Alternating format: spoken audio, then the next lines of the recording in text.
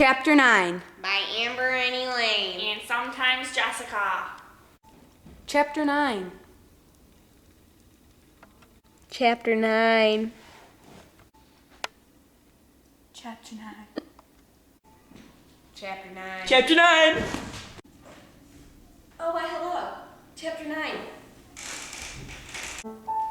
Chapter 9.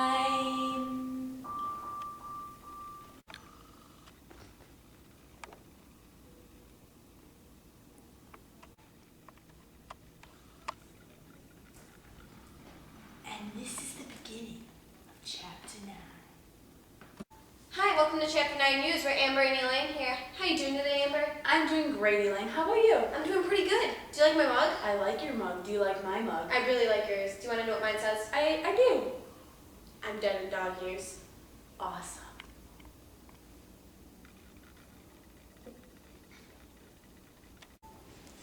This is a summary of Chapter 9. In Chapter 9, called Marita's Bargain, Gladwell explains that summer vacation dulls the minds of the kids because they don't have access to the same opportunities as they do during the school year. He also talks about a school called KIPP, which stands for Knowledge is Power Program. KIPP is known for their great math department. Most of the students that attend this school come from poor families. Gladwell shows how the less fortunate students lose their knowledge because they can't afford to pay and take summer classes while the wealthy children can. The school KIPP solved this problem by having shortened summer vacation. These children at KIPP are given an opportunity that can help them succeed better than their parents had. While reading this chapter, they talked about a girl named Marita. She is 12 years old and comes from a low-class family. She got chosen to go to the school KIPP in New York City. She has to get up at 5:45 a.m. every day and has to stay at school until 5 p.m. By the time she gets home, she does about 2 to 3 hours of homework and ends up going to bed around 10:30 or 11 p.m. Wow, that's really hard for a 12-year-old. Doesn't she have any time to play or have fun? Yeah, it's pretty rough, but Marita's very determined to do better in school. So she basically gave up all her time to have fun and play games to get a good education. Now all the students that attend KIPP spend 10 hours a day at school, and they have 90 minutes of math class every day.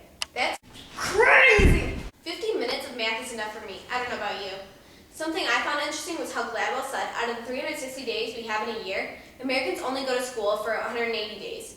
South Koreans go to school for 220, and Japanese go to school for 243 days. That's 60 more days than Americans. You know, Elaine, I think that if they want to fix this problem of students losing their knowledge over the summer, that they should maybe have a 3-week break for summer and have the students go to school almost year-round. Yeah, that would be a good idea if they could have other breaks at different lengths. That way, they won't have to lose all their knowledge, and they'll still be able to have fun and enjoy the summer and winter. Oh, and look at the time. It's time to move on to quotes. Marita has to do the same because the cultural legacy she had been given does not match her circumstances, either not when middle and upper class families are using weekends and summer vacation to push their children ahead. Her community does not give her what she needs. So what does she have to do? Give up her evenings, weekends, and friends, all of the elements of her old world, and replace them with KIPP. Well, this quote basically means that the rich people get what they want and they get what they need to have a good education and get ahead of the other students. While students like Marita over here, who's poor, doesn't get to have all that she needs to get a good education. So by chance, she got chosen to go to KIPP by a lucky star, and now she has to work her butt off and lose basically her whole childhood just so she can be at the same level as those kids who are rich. Nice. By that point, 4 years later, the initially modest gap between rich and poor has more than doubled this achievement gap that has been observed over and over again. This typically provokes one of the two responses. The first response is that disadvantaged kids simply do not have the same inherent ability to learn as the children from more privileged backgrounds.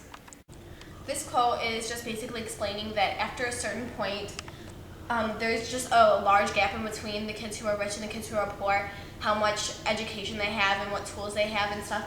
Because it usually provokes the idea that poor children have less of a chance of getting a good education than a richer child.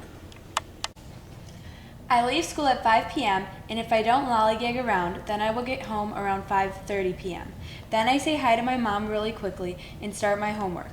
And if it's not a lot of homework, it will take me 2 to 3 hours, and I'll be done around 9 p.m. Or if we have essays, then I will be done at 10 p.m. or 10:30 p.m. Okay. This quote shows how Marita has long, hard days and has no time for fun. But if she wants to keep up with like the rich kids and stay at the same level as them, then she's gonna have to sacrifice all the fun and games. And yeah. Now it's time for bridge builders. Back to you, Elaine. I've been on a competitive cheer team outside of school with a gym that has private lessons and extra help outside of levels of teams. Many girls on my team have a lot of potential to be great, but don't have the money to take private lessons for flying and tumbling. They usually end up not making the higher teams because they don't have the money to pay for it or take lessons.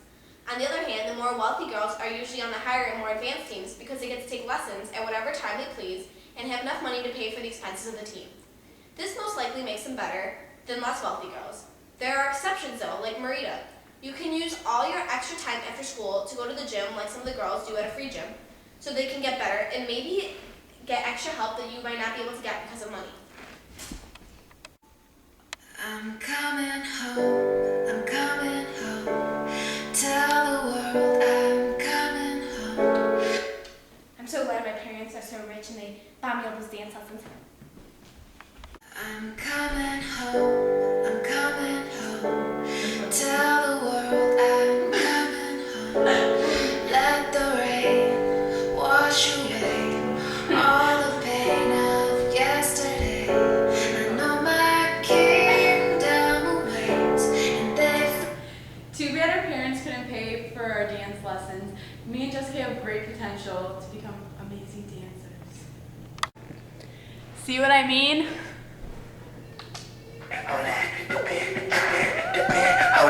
you know how to go when I UFO,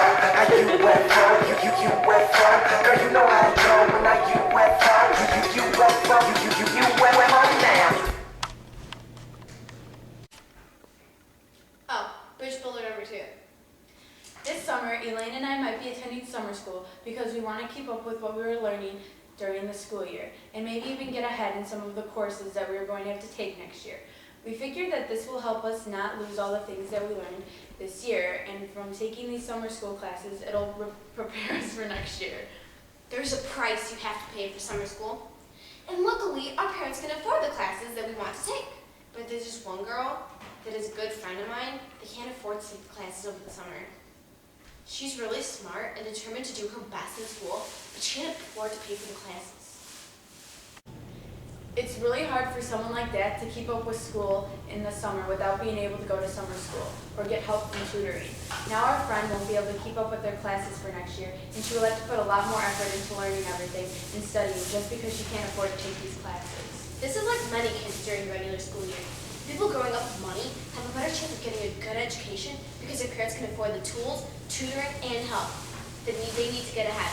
From there, it escalates the rest of your life, including jobs.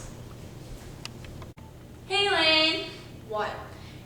Want to know what movie reminds me of Chapter 9? No, but I'm sure you're going to tell me. Willy Wonka and the Chocolate Factory. Oh yeah, how? Well, you know how there's those 5 golden tickets? Sure. Well, all the children except for Charlie had money, so they could easily buy as many chocolate bars as they wanted till they found the golden ticket. But Charlie, on the other hand, had to work hard to get some money to buy a chocolate bar. And that hard work paid off because he found the golden ticket and ended up winning the chocolate factory, even though he was poor. Hey, kind of like Marita. She used to work to be a kip, but it's definitely not easy for a 12-year-old. While other children, like the ones in Willy Wonka, had it easy and just had to pay and not work as hard as Charlie or Marita, who come from poor families. Also, Charlie had a lot of luck to have found that ticket. Marita got very lucky to be chosen out of lottery to go to KIP. For show. For sha. It is now time to go to a commercial. I'm Mr. Anderson. I hate smiles, rainbows, and happiness, and anything else happy. And I love swim. Danny, stop being ugly. Elaine, stay after class. Joe, you skinny white punk, I swear to God. Patty, stop poking Joe. Dang it, Patty! Call 1-800-ANDERSON if you want your child whipped into shape. Now get in the cage. Get in the cage. I'm going. Get in there.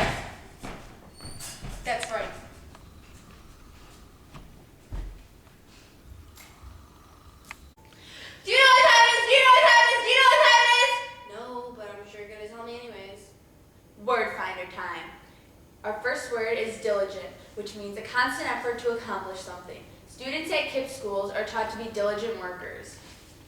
The next word is eligibility. Fit or proper to be chosen, worthy of choice. Many schools have requirements to get in, but KIPP doesn't have any. Any fourth grader is as eligible as another, no matter how smart. They're chosen by lottery and are completely random. Revere, to regard with respect. Students at KIPP are taught a protocol of SSLANT, which means smile, sit up, listen, ask questions, nod when being spoken to, and track with your eyes. This shows respect towards authorities at all times. The next word is innate, existing in on from birth or born into. If you're born into a poor family, you have less of a chance to get into as good of an education as someone born into wealthy. They usually can pay for better schools, tutors, materials needed for a high-class education. Phenomenon, an occurrence or circumstance observed or observable. The achievement gap between rich and poor families has more than doubled. This is a phenomenon. Phenomenon. If you ain't got money, You ain't playing. This would be our extension, and that would be the title of our catchy little title of our chapter. The theme of the chapter would be, if you don't have money, then you won't have the tools or practice and the opportunities many people have to do when they're playing sports. If you don't have those, you won't improve or get better. There's less of a chance of you going pro. The kids with the money will have extra chances to practice and play. They will have extra guidance and must be paid for. Poor children, even with innate talent, most of the time won't get those opportunities that wealthy children might inherit. To prove this point in this chapter, there could be charts and data showing the names of people on a sports team and how wealthy they were when they were young. Most will say moderately, and then we'll prove our point that wealthier is better when playing sports or getting an education. We can follow two children from a young age and interview them. They must have about the same amount of innate talent, but one must be poor and one must be rich. We will follow them in their journey to become a professional sports player for the same sport. This, depending on the outcome, can prove our point very directly. Okay, ready? Signing off from AEJ News, this is Elaine. Amber, Jessica. and this is Chapter 9. Chapter 9.